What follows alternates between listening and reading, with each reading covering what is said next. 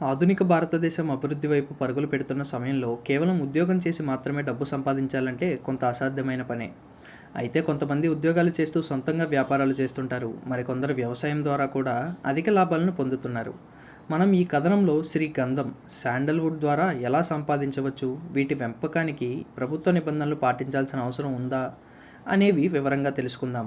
సౌందర్య లేపనాలు, క్రిములు వంటి వాటి తయారీలో చందనం ఎక్కువగా వినియోగిస్తారు. కావున చందనం, శ్రీగంధం చెట్లు పెంచి మంచి లాభాలను ఆర్జించవచ్చు. ఈ చెట్లను రెండు ప్రాథమిక పద్ధతుల ద్వారా పెంచవచ్చు. ఒకటి సేంద్రియ వ్యవసాయం, మరొకటి సాంప్రదాయ పద్ధతి.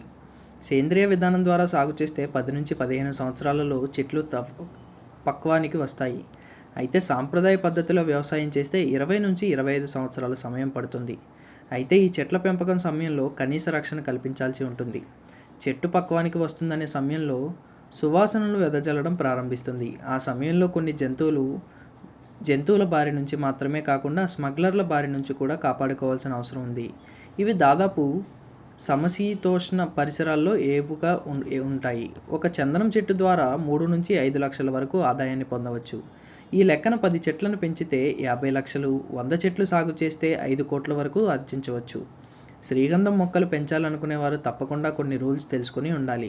ఇందులో ప్రధానంగా 2017లో ఇండియన్ గవర్నమెంట్ గంధపు చెక్కలను ప్రైవేట్గా కొనుగోలు చేయడం, విక్రయించడాన్ని నిషేధించింది.